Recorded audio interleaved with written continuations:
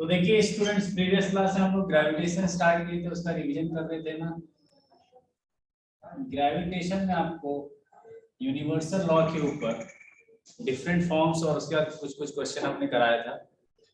और उसके बाद जो इसमें तीन पार्ट है, एक तो ग्रेविटेशन लॉ है, यूनिवर्सल ग्रेविटेशनल लॉ, उसमें आप लोगों को बता दिया बेसिक क्या क्या इंपॉर्टेंट पॉइंट्स क्या क्या था। तो उसमें आपको जो इंपॉर्टेंट पॉइंट्स लिखाए हैं उसी से क्वेश्चन जो है डिस्कस होता है, क्वेश्चन बनता है। वो याद रहना चाहिए आपको कि यूनिवर्सल लॉ कैसा है और ये लॉ कहाँ पे लगाते हैं हम लोग। पॉइंट मासेस के लिए है, वैल्यू किस तरह से वेरी करेंगे तो फोर्स का वैल्यू किस तरह से चेंज होगा, ये सब हम लोग प्रीवियस क्लास में डिस्कस कर लिए। उसके बाद कैपिटल जी के ऊपर भी डिस्कशन हो चुका है। नेक्स्ट जो है यूनिवर्सल लॉ का एप्लीकेशन से जो क्वेश्चन है कि 4-5 एग्जांपल्स होता है जो जनरली क्वेश्चन जो है रोटेट होता रहता है। एक तो आप देखेंगे कि यूनिवर्सल लॉ का यूज करके हम लोग जो है टाइम ऑफ इलिप्स निकालते हैं, लूनर इलिप्स, सोलर इलिप्स, ये सारा चीज। उसके बाद जो पुल है, टाइड्स, जो फॉर्मेशन ऑफ टाइड है due to the gravitational pull of moon and the ocean water, इनके बीच का जो ग्रेविटेशनल पुल है जिसके कारण टाइड्स बन रहा है। उसके बाद जो भी कैलेंडर में हम लोग इक्लिप्सेस का टाइम, उसका आर्टिफिशियल सैटेलाइट हो या नेचुरल सैटेलाइट हो, उन सब का टाइम पीरियड भी हम लोग ग्रेविटेशनल लॉ को यूज करके, यूनिवर्सल लॉ का यूज करके हम लोग निकालते हैं। उसके बाद देखिए इसका सेकंड जो पोर्शन है that is small g, acceleration due to gravity. तो शायद हम लोग प्रीवियस क्लास में स्टार्ट कर चुके थे, acceleration due to gravity. Acceleration due to gravity, acceleration due to gravity में क्या है, इसको स्मॉल जी से हम लोग इंडिकेट करते हैं और स्मॉल जी की वैल्यू कितनी आती है।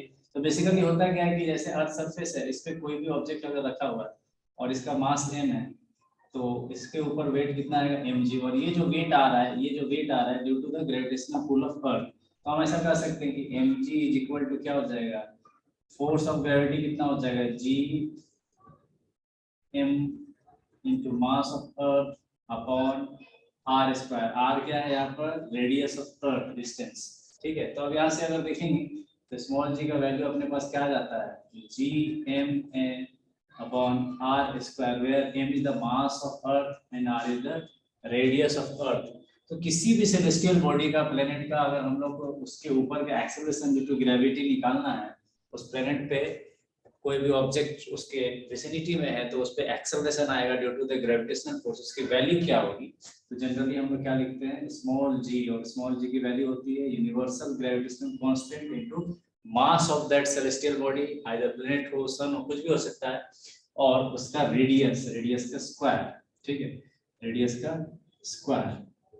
अब यहाँ पर हम लोग देखे थे कि ये जो जी का वैल्यू है, this is on the surface of earth, on the surface of earth, on the surface of earth के कारण, सरफेस ऑफ अर्थ, ये जो वैल्यू आ रहा है ये अर्थ के सरफेस पे है, ये जो अर्थ के सरफेस पे है, और इसकी वैल्यू अप्रोक्सीमेटली कितनी आती है, 9.8 मीटर पर सेकेंड स्क्वायर। एक्सेलरेशन है तो एक्सेलरेशन का यूनिट मीटर पर सेकेंड स्क्वायर होगा। अब देखिए जी का वैल्यू जो है वो वैरी करता है, variation in the value of g, variation in the value of g, variation in the value of g में बेसिकली तीन तरह का आपको पढ़ना है। पहला एल्टीट्यूड के कारण, एल्टीट्यूड या हाइट कह सकते हैं, height from the surface of earth, height from surface of earth, from earth surface.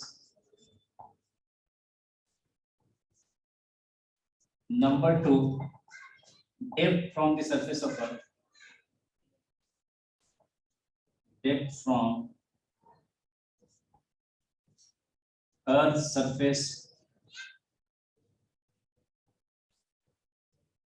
And number three, due to shape of earth.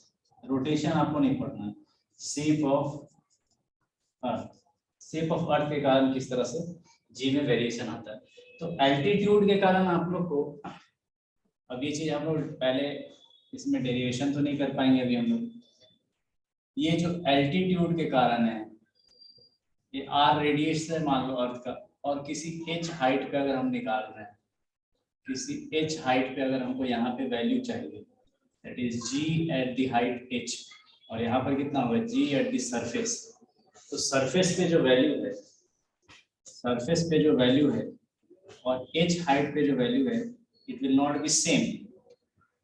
तो अब ये वेरिएशन कितना हुआ है इसका वैल्यू हम लोग निकाल चुके हैं। तो g h is equal to कितना होता है, इसमें दो फॉर्मूला है, एक तो है g upon 1 plus h by R whole square, ये फॉर्मूला है। और दूसरा फॉर्मूला आपको बताया गया था g h is equal to g 1 minus 2h by R. इन दोनों फॉर्मूला में ध्यान में ये रखना है कि जो ऊपर वाला फॉर्मूला है, जो ऊपर वाला फॉर्मूला है वो हम लोग कब लगाते हैं, जब h r के कॉम्पेरेबल है। जब h r के कॉम्पेरेबल है, कहने का मतलब क्या हो गया, h r के कॉम्पेरेबल कहने का मतलब क्या हो गया,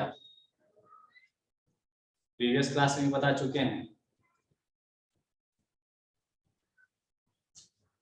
यहाँ पर आप एक चीज लिखे थे, h greater than 320 kilometre, 320 kilometre से ज्यादा है, मतलब 5% of the radius of earth. तो हो सकता है पूछा जाए कि find the acceleration due to gravity at the height equal to the radius of earth. तो जब equal to the radius of earth मतलब r के कंपैरिजन में आ गया, रेडियस के कंपैरिजन में हाइट दिया हुआ है, तो इस फॉर्मूला को लगाएंगे। लेकिन अगर क्वेश्चन पूछा जाएगा find the acceleration due to gravity, है ना, at the height 100 kilometre from the surface of earth, तो अब ये 320 से नीचे आ गया या 5% ऑफ द रेडियस ऑफ अर्थ से कम है हाइट, तो इस फॉर्मूला को लगाएंगे। ये फॉर्मूला बाइनोमियल एक्सपेंशन को यूज करके, इसी फॉर्मूला का ये आउटकम है by using the binomial expansion. ठीक है, तो इस तरह से इन दो फॉर्मूला को हम लोग यूज करने वाले हैं। अब क्वेश्चन में जैसे मान लीजिए पूछ लिया जाए find the value of g at h is equal to r, मतलब हम क्वेश्चन को शॉर्ट में लिख दे रहे हैं कि अगर हाइट रेडियस ऑफ अर्थ के बराबर होगा तो एक्सेलरेशन ड्यू टू ग्रेविटी की वैल्यू क्या होगी। तो अब यहाँ पर r के कंपैरिजन में है h, तो हम लोग ये वाला फार्मूला लिखेंगे, मतलब 320 से बड़ा है r h का वैल्यू, तो g h is equal to क्या हो जाएगा, g 1 प्लस h के जगह r डालेंगे अपॉन r होल स्क्वायर। ये कितना हो गया, 1 हो गया, कट गया ऊपर नीचे, 1 प्लस 1 2 का स्क्वायर कितना हो गया 4, दैट इज g बाई 4 आ जाएगा वैल्यू। ठीक है, इस तरह से सॉल्व करना है। तो इन दो फार्मूला में ध्यान में ये रखना है कि फार्मूला कब यूज करेंगे। फार्मूला ये वाला यूज करेंगे जब हाइट जो है r के कंपैरिजन में होगा या r के कंपेरेबल टर्म्स में होगा, और ये वाला यूज करेंगे जब h लेस देन 320 हो, 100 हो, 50 हो, 200 किलोमीटर हो, इस तरह से दिया हो, तब ये वाला फार्मूला यूज करेंगे। क्लियर है। उसके बाद आता है डेप्थ। डेप्थ पे acceleration due to gravity depth पे किस तरह से चेंज होगा। ठीक है, नंबर 2 में है डेप्थ पे। तो अर्थ सरफेस के नीचे जैसे जैसे हम जाएंगे डेप्थ बढ़ेगा, डेप्थ बढ़ेगा तो क्या होगा, सरफेस से जब अंदर जाएंगे, ये आपका रेडियस r है, अब डेप्थ d नीचे चले गए, यहाँ पर ये डेप्थ d हम नीचे आएंगे कितना, तो इस जगह पे क्या होगा, सरफेस पे तो g है, यहाँ पे जी डी लिख रहे हैं, तो जब हम लोग डेप्थ d नीचे जाएंगे, यहाँ पर हम देख रहे हैं कि g में से कुछ ना कुछ घटा रहे हैं। इसका कुछ हो पाया क्या? नहीं सर, उसका नहीं। ऑडियो यूज कर लीजिए, ऑडियो नहीं यहाँ पे नहीं लग रहा, माइक है ही नहीं उसका, लग ही नहीं रहा उसका, ये जो माइक है इसमें लग नहीं रहा। आई गेट योर माइक तो है क्या? माइक है, बोलता हूं। अब देखिए इसमें आप नहीं कर पाएगा। नहीं अभी नहीं किए, तो मैं क्या करूं, इसमें से निकालूं क्या वो? कौन सा? वो जो डू यू नो वाला वगैरह है वो। हाँ हटा दीजिए, तो कोई दिक्कत नहीं। बाकी तो कुछ हटा नहीं कर। नहीं बाकी कोई जरूरत नहीं, डू यू नो हटा दीजिए खाली। अब देखिए यहाँ पर डी डेप्थ पे अगर जाएंगे हम, डी डेप्थ पे जाएंगे तो हाँ क्या कर रहे थे हम लोग, हाँ यहाँ पर देखिए जब हम सरफेस के ऊपर जाएंगे तब भी जी का वैल्यू घट रहा है, मतलब जी माइनस 2gh अपॉन r कर रहे हैं, मतलब gh का जो वैल्यू होगा वो g से कम आएगा, gh का जो वैल्यू होगा वो g से कम आएगा। तो जैसे जैसे हम हाइट ऊपर लेके जा रहे हैं g का वैल्यू क्या हो रहा है, रिड्यूस हो रहा है। उसी तरह से जब हम लोग डेप्थ पे जाएंगे ना, तो यहाँ पर भी gd का जो वैल्यू होगा वो कितना होगा, g 1 minus d by r. ये फॉर्मूला है। यहाँ पर भी हम लोग क्या देख रहे हैं कि देखो g अगर इसको हम लोग एक्सपेंड करें तो g minus g d by r. तो अब देखिए g में से कुछ ना कुछ घटा रहे हैं ये टर्म, तो ऑब्वियसली g का वैल्यू जो है घट रहा है। तो सरफेस पे g का वैल्यू मैक्सिमम है ना। Value of g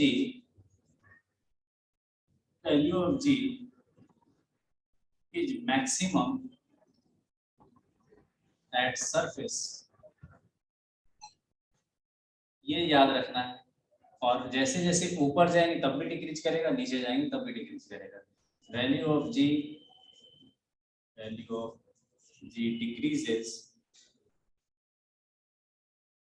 decreases as we go above or below the earth surface।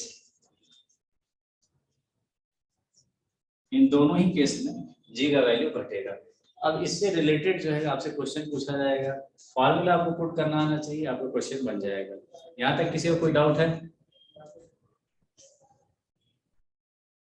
Anybody?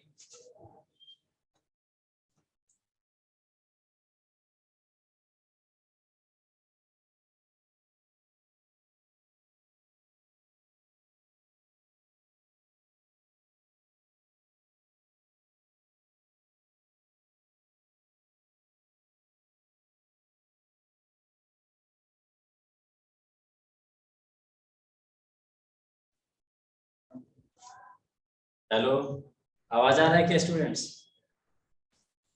Mic दूसरा लगाइए।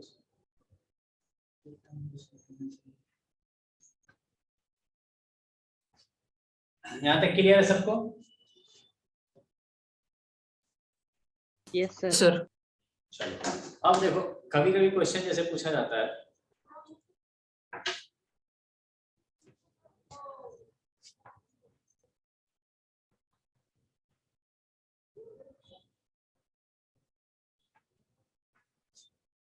जैसे क्वेश्चन है कि कह रहा है बॉडी वेट्स, क्वेश्चन देखिए यहाँ पर एक है, क्वेश्चन कहा जा रहा है कि a body weights 72 newton moves from the surface of earth to a height half the radius of earth। मतलब अर्थ सरफेस पे बॉडी का वेट कितना है, 72 न्यूटन है, ऐसा गिवन है। and moves from the surface of earth at a height half the radius of earth। तो अगर ये रेडियस है तो ऊपर चला गया और कितना हाइट पे गया, r/2, half the radius of earth। then the gravitational force exerted on it। अब आपसे पूछा जा रहा है ग्रेविटेशनल फोर्स, तो बेसिकली वेट ही पूछ रहा है। mg कितना होगा यहाँ पर h हाइट पे, तो ऑब्वियसली g का वैल्यू जो है यहाँ पर जो है mg है, mg का वैल्यू 72 है, यहाँ पर mgh का वैल्यू कितना होगा, m तो चेंज नहीं करेगा। तो देखो फॉर्मूला में अब यहाँ पर r/2 दिया हुआ, मतलब ये वाला फॉर्मूला यूज करेंगे। r/2 कहने का मतलब रेडियस जो है, हाइट जो है रेडियस से कंपेयर किया जा रहा है, और ये ऑब्वियसली रेडियस 6400 किलोमीटर है, तो हाइट जो होगा r/2 वो 3200 किलोमीटर हो जाएगा, दैट इज 320 किलोमीटर से ज्यादा है। तो हम लोग डायरेक्टली फॉर्मूला यूज करेंगे। अब यहाँ पर एक तो mg और ये इसका सोचने वाला बात नहीं, m दोनों ही केस में कांस्टेंट है, m चेंज नहीं करेगा, जो भी चेंज करेगा g चेंज करेगा। तो डायरेक्टली g का फॉर्मूला लगा के हम लोग निकाल लेते हैं, g को ही h मान लेंगे। तो यहाँ पर w डैश क्या हो जाएगा, या w एट h क्या हो जाएगा, तो ये हो जाएगा w अपॉन 1 प्लस इस फॉर्मूला को h/r का होल स्क्वायर, ऐसा पुट करेंगे। तो w कितना है अपने पास, 72 न्यूटन है, 1 प्लस हाइट कितना दिया हुआ है r/2 अपॉन r इसका स्क्वायर, ऐसा करेंगे। अब ये r/2 और ये r कैंसिल आउट हो गया, तो ये कितना बचता है 72 बाई, ये हो जाएगा हाफ, 1 प्लस हाफ कितना हो गया 3/2, 3/2 का होल स्क्वायर, ये कितना हो जाएगा 72, और ये ऊपर जाएगा 4/9, ये कितना हो गया 8, दैट इज 32 न्यूटन हो जाएगा वेट। यहाँ पर कितना हो जाएगा 32 न्यूटन। देखो घट गया क्या, तो मास तो सेम रहेगा, जी का वैल्यू चेंज हो रहा है, मास सेम रहेगा, जी का वैल्यू चेंज हो रहा है। क्लियर है। अब अगर मान लीजिए आपसे पूछा जाएगा जी का वैल्यू वहां पर क्या होगा, तो देखो जी के ही फॉर्मूला को हम लोग वेट के फॉर्मूला में कन्वर्ट कर दिए हैं, क्योंकि मास जो है सेम है। अगर जी का वैल्यू पूछा जाता तो डायरेक्टली जी एच की वैल्यू क्या हो जाता, जी 1 + h/r होल स्क्वायर। अब यहाँ h के जगह हम क्या यूज करते हैं r/2, ये r कैंसिल आउट हो गया, क्या आता है g, अगेन ये क्या आता 3/2 का whole square, that is g into कितना हो जाता 4/9, तो ये कितना हो जाता, ये हो जाता 4g/9, तो gh का वैल्यू यहाँ पर कितना आ जाएगा 4g/9।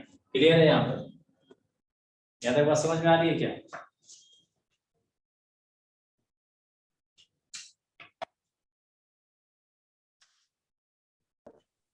अब देखिए नेक्स्ट क्वेश्चन जो है, next question,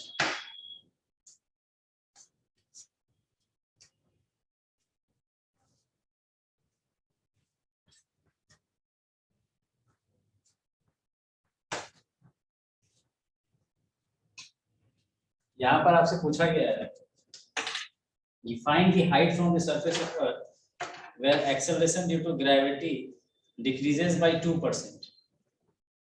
Find the height from surface of earth where acceleration due to gravity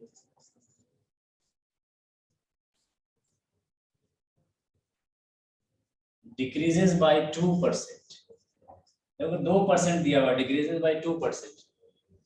तो आपको प्रीवियस क्लास में बताया था कि जब 5% से कम का कुछ इंक्रीमेंट या डिक्रीमेंट हो परसेंटेज में, तो एरर वाला मेथड यूज कर लेंगे हम लोग। तो यहाँ पर directly delta g/g equal to क्या हो जाएगा 2h/r। तो डेल्टा g का वैल्यू कितना है 2%।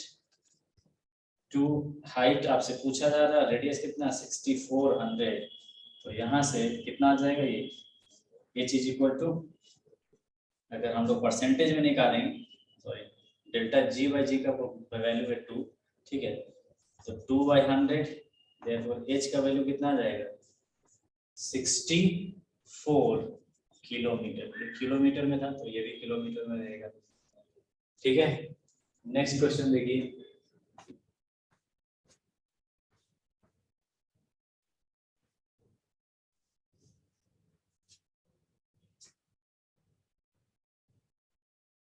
आपसे पूछा जा रहा है find the depth from the surface of earth, depth from surface of earth, depth from surface of earth where weight of body becomes 1/4, where weight of body becomes 1/4 of the surface। Surface पे जितना wait है उसका 1/4 हो जाएगा wait, surface पे जितना wait है उतना 1/4। तो अभी अभी आपको बताएं कि जब वेट के बारे में बात हो तो बेसिकली मास तो चेंज होने वाला नहीं है, क्या हो रहा है जी चेंज हो रहा है, तो हम लोग जी का ही फॉर्मूला को वेट के फॉर्मूला में कन्वर्ट कर लेंगे। तो डेप्थ के लिए क्या था फॉर्मूला, तो डेप्थ के लिए जैसे अपने पास फॉर्मूला क्या है g d is equal to g1 - d/r, इसी को हम वेट के फॉर्मूला में कन्वर्ट कर लेंगे। तो WD is equal to W1 - d/r। अब देखो क्या दिया, find the depth from the surface of अर्थ, आपसे डेप्थ पूछा जा रहा है वेयर वेट बिकम 1/4, तो WD कितना बन गया W/4 बन चुका है। अब यहाँ से सॉल्व कर दो, W कट गया 1/4, 1 - d/r, यहाँ से कितना हो जाएगा d/r इज इक्वल टू कितना हो गया 1 माइनस 1/4 ये उधर जाएगा, दैट इज 3/4। देयरफॉर डी का वैल्यू कितना आ गया 3r/4। तो डेप्थ कितना हो जाएगा 3r/4। यहाँ तक किसी को कोई दिक्कत आ रही है बात समझ में? अब अगर मान लो वैल्यू दिया हुआ ऑप्शन में वैल्यू दिया हुआ है तो रेडियस का वैल्यू पुट कर देंगे 3/4। रेडियस कितना है 6400 किलोमीटर, तो ये ऑटोमेटिकली कितना हो जाएगा 1600 into 3 that is 4800 kilometre. Clear है? आ रही है बात समझ में? आगे बढ़े।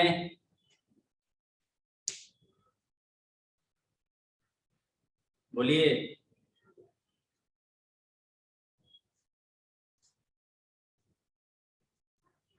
यहाँ तक समझ में आ गया क्या? एक्सेलरेशन ड्यू टू ग्रेविटी का चेंज किस तरह से होगा हाइट पे डेप्थ पे।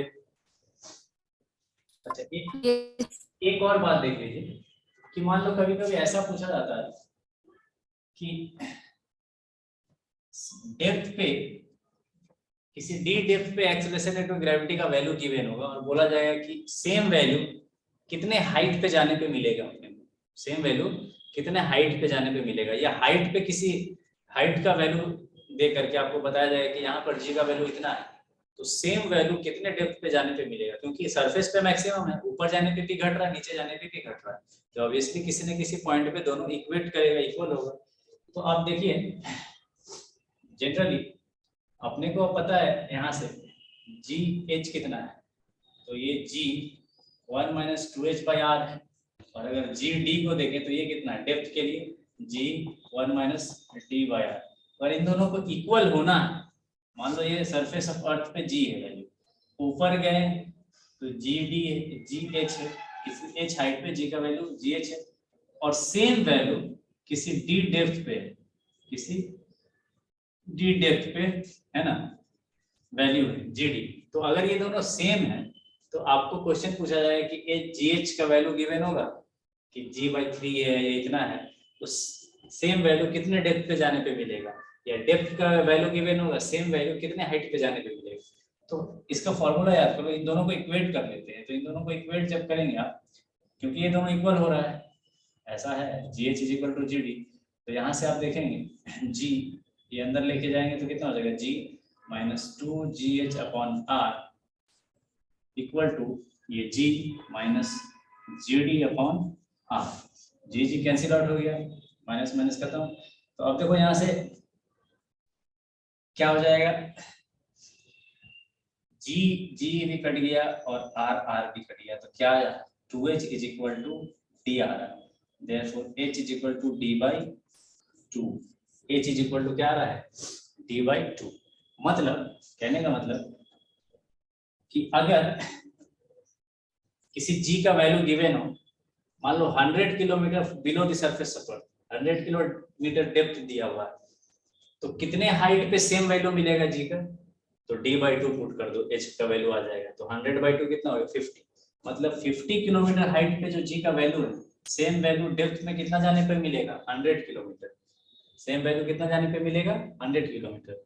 और ये फॉर्मूला कब तक हम लोग लगा सकते हैं, तो आपको पता है कि रेडियस मैक्सिमम डेप्थ कितना हो जाएगा, रेडियस के बराबर जी, जब r के बराबर हो जाएगा डेप्थ तो सेंटर पे पहुंच जाएंगे ना, तो वहीं तक ये फॉर्मूला लगा सकते हैं, किसी और वैल्यू के लिए नहीं लगा सकते। अगर मान लो 10,000 किलोमीटर दे दिया गया तो वहां तक नहीं लगा सकते, क्योंकि रेडियस कितना 6400 किलोमीटर है। ठीक, अच्छा ये बात समझ में आ गई क्या?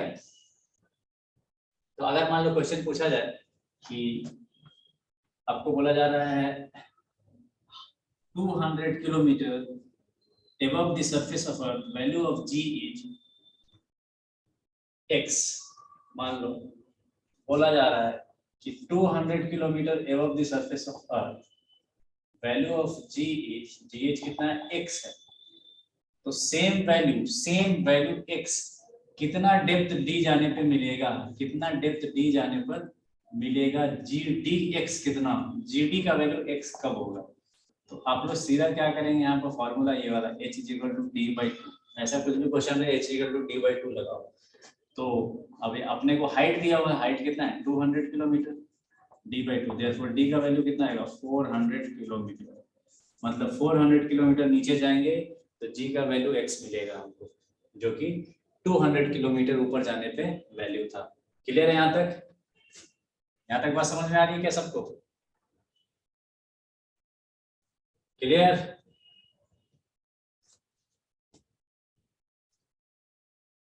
अरे बोलिए।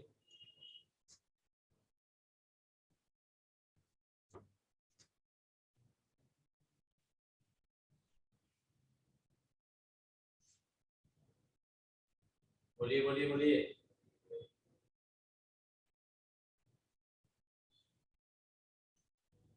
अनूप देख रहा है ऐसे? Yes sir. क्लियर है यहाँ तक? यहाँ तक भी कोई डाउट है? No sir. चलिए अब देखो एक और चीज कि अगर मान लो सेंटर पे हम पहुंच गए, अर्थ के सेंटर पे पहुंच गए, तो जी का वैल्यू क्या होगा? तो अपन देख रहे हैं कि जी डी का जो वैल्यू है डेप्थ पे जाने पे कितना है, जी 1 माइनस डी बाई आर। तो अगर सेंटर पे जब पहुंचते हैं तो डी घटते घटते कितना हो जाएगा, डी यहाँ से बढ़ रहा नीचे की ओर डेप्थ बढ़ रहा, तो जब सेंटर पे पहुंचेंगे तो डी आर के बराबर हो जाएगा, रेडियस ऑफ अर्थ के बराबर। तो जब इसमें पुट करेंगे ना आर, तो ये कितना हो जाएगा, आर बाई आर 1 हो जाएगा, 1 माइनस 1 0, 0 इंटू समथिंग 0। तो सेंटर पे जी का वैल्यू कितना हो गया, 0। अर्थ के सेंटर पे जी का वैल्यू कितना आएगा, 0। क्लियर है? अब बात आती है कि अगर हम रोटेशन कर रहे हैं, अगर हम सॉरी रोटेशन नहीं करना आप लोगों को, रोटेशन तो पढ़ना नहीं, शेप ऑफ अर्थ तीसरा फैक्टर जो है, due to shape of earth, shape of obviously earth जो है अपने सरफेस पे, अपने एक्सिस पे कैसा 23 डिग्री एक्सिस पे क्या हो रहा है, रोटेट कर रहा है। ठीक है, तो सेंट्रीफ्यूगल एक्शन के कारण कोई भी चीज जब घुमाएंगे तो बाहर की ओर निकलना चाहेगा। तो एक्चुअल जो शेप है अर्थ का, एक्चुअल जो शेप है वो ऐसा है, थोड़ा सा इक्वेटोरियल प्लेन्स पे बल्जिंग आउट है, बाहर की ओर निकला हुआ है, और इधर जो है फ्लैट है, पोलर प्लेन्स पे फ्लैट है। तो अब आप देखें कि हम लोग जो यूनिफॉर्म स्फीयर मान के चल रहे थे अर्थ को, यूनिफॉर्म स्फीयर नहीं है। ठीक है, तो अब इसके कारण सेंटर से अगर इक्वेटोरियल रेडियस को देखेंगे और सेंटर से पोलर रेडियस को देखेंगे, आरपी क्या है, पोलर रेडियस, पोलर रेडियस, और आरई है इक्वेटोरियल रेडियस। आप लोग ज्योग्राफी में पढ़ चुके हैं पोलर और poles and equators. Equatorial, equatorial radius. अब यहाँ पर बात यह है कि जो इक्वेटोरियल रेडियस है it is greater than the polar radius, और ऑलमोस्ट 21 किलोमीटर का डिफरेंस है इन दोनों के बीच में। अगर r e minus r p करें तो 21 किलोमीटर का डिफरेंस आ जाएगा। तो अब ये जो डिफरेंस है इसके कारण आप देखेंगे कि जी का जो वैल्यू है इक्वेटोरियल जोन्स पे, इक्वेटोरियल प्लेन्स पे और पोलर प्लेन्स पे दोनों डिफरेंट है, थोड़ा सा वेरिएशन है, बहुत ज्यादा डिफरेंट नहीं है। तो अब ज्यादा कौन है कम कौन है इसके ऊपर डिस्कशन। तो अपना बेसिकली जनरल जो फॉर्मूला था जी का वो क्या था, जी का G M upon are square, that is radius of the celestial body. तो यही रेडियस है ना, तो यहां से हम क्या देख रहे हैं कि जी जो है inversely proportional to R square है, मतलब रेडियस बढ़ेगा तो acceleration due to gravity G की वैल्यू क्या होगी, घटेगी। तो जिसका रेडियस ज्यादा होगा वहां पर जी का वैल्यू क्या होगा, कम होगा, और जिसका रेडियस कम होगा वहां पर जी का वैल्यू क्या होगा, ज्यादा होगा। तो हम लोग क्या देख रहे हैं कि जैसे जैसे इक्वेटर से पोल की तरफ कोई बंदा जाएगा जी का वैल्यू क्या होगा, बढ़ेगा, और पोल से जब इक्वेटर की ओर आएगा यहाँ पर जी का वैल्यू क्या हो रहा है, बढ़ रहा है, और पोल से इक्वेटोरियल प्लेन्स पे आएगा तो जी का वैल्यू घटेगा। तो सेम प्रोपोर्शन में, क्योंकि मास कांस्टेंट है, जी का वैल्यू चेंज होगा तो वेट का वेरिएशन होगा। तो जैसे जैसे इक्वेटर से पोल की तरफ जाएंगे वेट इंक्रीज करेगा, और पोल से जब इक्वेटर आएंगे तो वेट घटेगा due to variation in the value of g. यहाँ तक बात आ रही है समझ में? क्लियर है? Yes sir. सिर्फ ऊपर नहीं, आइदर पोल्स पे, इधर भी ये नॉर्थ पोल है, नीचे साउथ पोल की तरफ भी अगर जाएंगे, मान लो इक्वेटर से साउथ पोल की तरफ जा रहे हैं तब भी जी का वैल्यू बढ़ेगा। इधर से पोल की तरफ जा रहे हैं जी का वैल्यू घटेगा, और पोल से जब वापस इक्वेटर पे जाएंगे अगेन जी का वैल्यू क्या होगा, घटने लगेगा। जी का वैल्यू क्या है, कम है इक्वेटोरियल प्लेन्स पे, और जी का वैल्यू पोलर प्लेन्स पे ज्यादा है। ये क्यों हो रहा है, due to the centrifugal action of rotation of earth के कारण जो इक्वेटोरियल प्लेन्स पे मासेस है they are bulging out, and the polar planes पे masses they are flatter than the equatorial planes. उसके कारण 21 किलोमीटर का रेडियस में डिफरेंस आ रहा है, और ये डिफरेंस जो है इसके कारण क्या हो रहा है, एक्सेलरेशन ड्यू टू ग्रेविटी की वैल्यू में वेरिएशन आप देख सकते हैं। क्लियर है यहाँ तक, हो गया?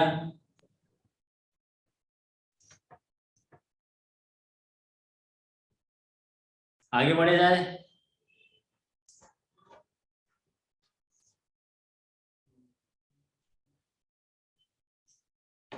तो अगर हम लोग ग्राफ देखेंगे, ग्राफ जी का, स्मॉल जी का graph from the centre of earth, है ना, कैसे कैसे variation of g with distance r from the centre of earth, तो ग्राफ हम लोग को कैसा मिलेगा, variation of g from the graph आप ध्यान में रखिएगा, ये r distance from the centre of earth है और ये जी है। तो अगर सेंटर ऑफ अर्थ से शुरू करें, अर्थ के सेंटर से, तो अगर आप देखेंगे सेंटर से जब हम लोग कोई मास अगर ऊपर जाना बढ़ना शुरू करेगा, जैसे जैसे जाएंगे ऊपर की ओर टुवर्ड्स प्लेन्स, तो सेंटर पे तो जीरो है, सेंटर पे तो जी की वैल्यू जीरो है, और जैसे जैसे आर बढ़ेगा सेम प्रोपोर्शन में हम क्या देख रहे हैं, जी का वैल्यू बढ़ेगा, है ना। देखो ये जीडी का फॉर्मूला था, यहाँ पर डी था, तो डी और जी के बीच में डायरेक्ट रिलेशन है, मतलब जैसे जैसे आर का वैल्यू बढ़ रहा है वैसे वैसे जी का वैल्यू बढ़ रहा है। यहाँ तक तो ठीक है। जैसे ही सरफेस पे हम आएंगे, सरफेस पे आ गए, अब जी का वैल्यू मैक्सिमम हो चुका है, जी का वैल्यू मैक्सिमम हो चुका है, और ये कितना है 9.8 मीटर पर सेकेंड स्क्वायर, ये जी का वैल्यू हो चुका है। उसके बाद जैसे ही सरफेस पे आ गए, अब हम लोग और जब दूर जाना शुरू करेंगे, सेंटर से डिस्टेंस बढ़ाते जाएंगे, तो आपको पता है कि जी का वैल्यू क्या होगा, घटेगा। जी एच कितना होता है, जी 1 - 2h अपॉन आर, है ना। तो ये जी एच घटना शुरू होगा, और इस पर घटेगा कैसा, घटना शुरू करेगा और इस तरह से घटेगा, और इंफिनिटी तक ऐसा चला जाएगा, जीरो नहीं होगा, इंफिनिटी तक चला जाएगा, क्योंकि यहाँ पर डायरेक्ट रिलेशन है, जी डायरेक्टली प्रोपोर्शनल टू, है ना, डेप्थ था, या आप सेंटर से हाइट मान सकते हैं, और यहाँ पर स्क्वायर टाइम्स ऑफ रेडियस, ठीक है, आउटसाइड ये inside the earth surface, inside earth surface, ये इनसाइड सरफेस सिर्फ लिख रहे हैं, और ये आउटसाइड द अर्थ सरफेस, ठीक है। ये जो वैल्यू है ये कितना है, ये रेडियस ऑफ अर्थ, अर्थ के रेडियस पे जी का वैल्यू कितना है 9.8, और उसके बाद ये घटना शुरू होगा और इधर भी घटना शुरू होगा।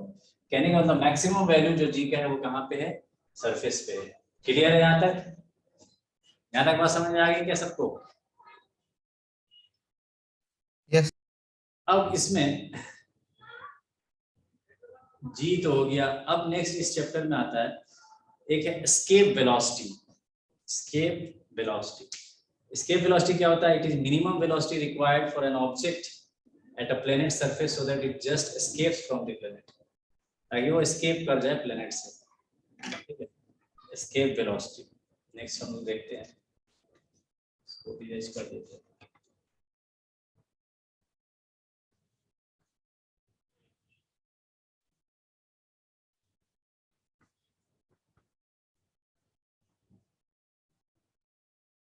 फोन से लगा इला चला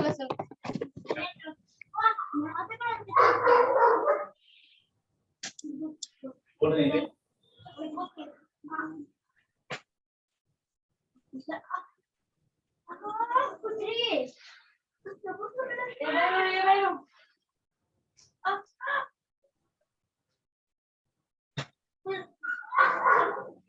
चलिए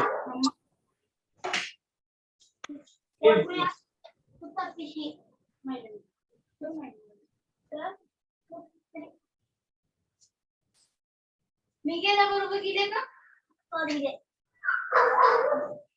वेलोसिटी v से दिखाते हैं इसको। बेसिकली मान लो अर्थ है और इसके सरफेस से कोई ऑब्जेक्ट को एस्केप करना है, तो एक मिनिमम वेलोसिटी देना पड़ेगा प्रोजेक्ट करने के लिए, तब जाकर के ये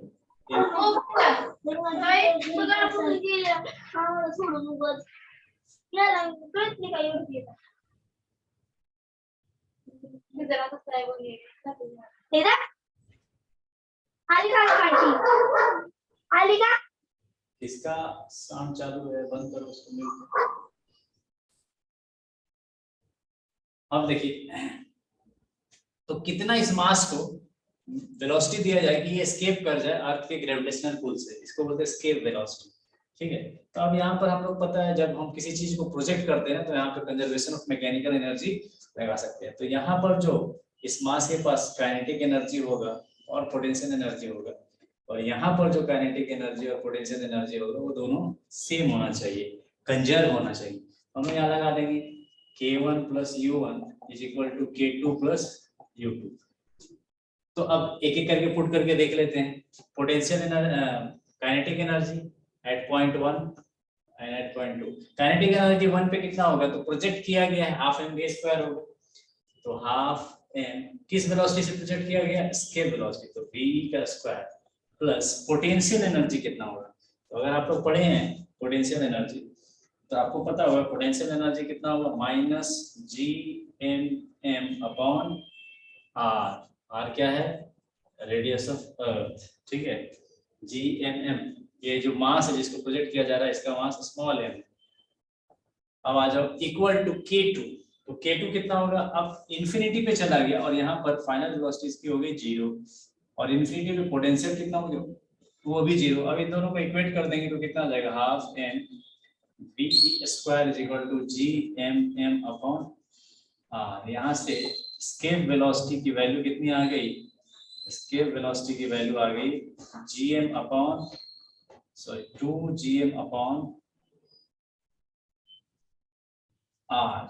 ठीक है, ये आ गया एस्केप वेलोसिटी। एस्केप वेलोसिटी का जनरल फॉर्मूला ये, ठीक है, 2GM अपॉन R। अब हम लोग याद करो G इक्वल टू क्या था, GM बाय R स्क्वायर था, GM बाय R स्क्वायर था। यहाँ से हम लोग लिख सकते हैं GM is equal to GR square. इसको आपको बताया था कि हर जगह यूज करते थे, तो GM की जगह हम लोग अगर स्मॉल g के टर्म्स में एस्केप वेलोसिटी का वैल्यू चाहिए हमको तो क्या लिख देंगे, 2GM की जगह क्या लिख देंगे, GR स्क्वायर और बाई R है तो ये R कट जाएगा, बचेगा क्या, √2G एस्केप वेलोसिटी। ठीक है, तो अगर किसी प्लैनेट का आपको रेडियस पता है तो उसका एस्केप वेलोसिटी आप निकाल देंगे √2G R पर। तो जनरली अर्थ का कितना है, अर्थ का ये वैल्यू आपको याद रखना होगा 11.2 किलोमीटर पर सेकेंड। ठीक है, 11.2 किलोमीटर पर सेकेंड, इतना एस्केप वेलोसिटी। क्लियर है, यहाँ तक बात समझ में आ गई क्या। तो किसी ऑब्जेक्ट को अगर हमको एस्केप कराना अर्थ सरफेस से तो इतना मिनिमम वेलोसिटी देना पड़ेगा। ये हम डेरिवेशन कर ली conservation of mechanical energy apply करके।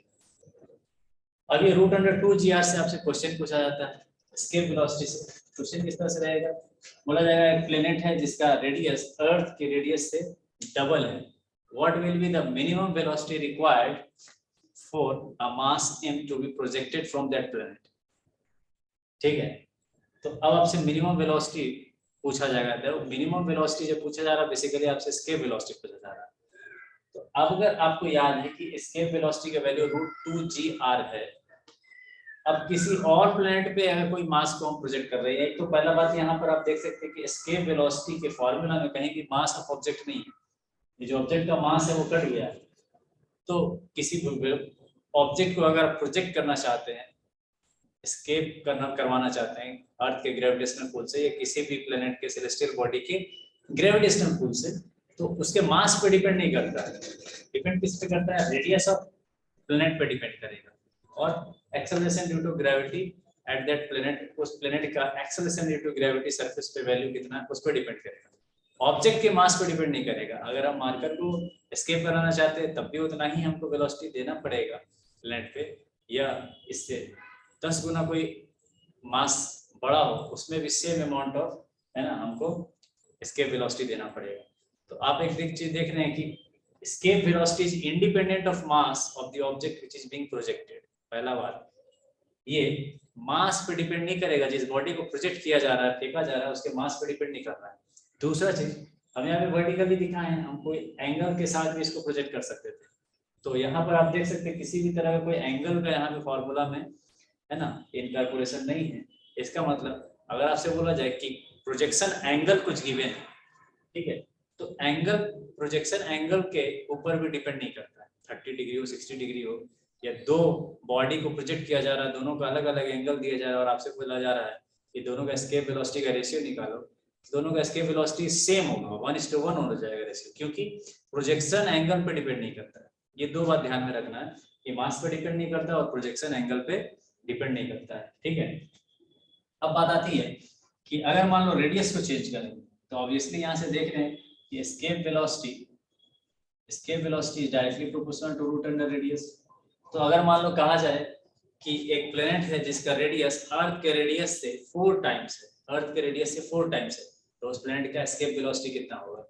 तो अब आपको पता है एस्केप रेडियस आपको गिवन है, ठीक, 4 टाइम्स। तो अब यहाँ पे 4r जब पुट करेंगे तो रूट के बाद 2r आ जाएगा, तो 2 टाइम्स हो गया। तो एस्केप वेलोसिटी अर्थ पे इतना है, तो इसका डबल कर देंगे, 22.4 किलोमीटर पर सेकंड हो जाएगा। ये सारा वेरिएशन करके आपसे क्वेश्चन पूछा जाएगा, ठीक है। तो ये ध्यान में रखिएगा, एस्केप वेलोसिटी। यहाँ तक क्लियर है सबको? आगे बात समझ में? हेलो, आवाज आ रही है क्या? Yes sir. चलिए, यहाँ तक किसी को कोई डाउट है? किसी को डाउट? No sir. समझ में आ रहा है कि सबको? कोई रिएक्शन तो नहीं दे रहे कुछ भी? आ रहे सर। आ रहा है क्या? चलिए, अब बात करते हैं हम लोग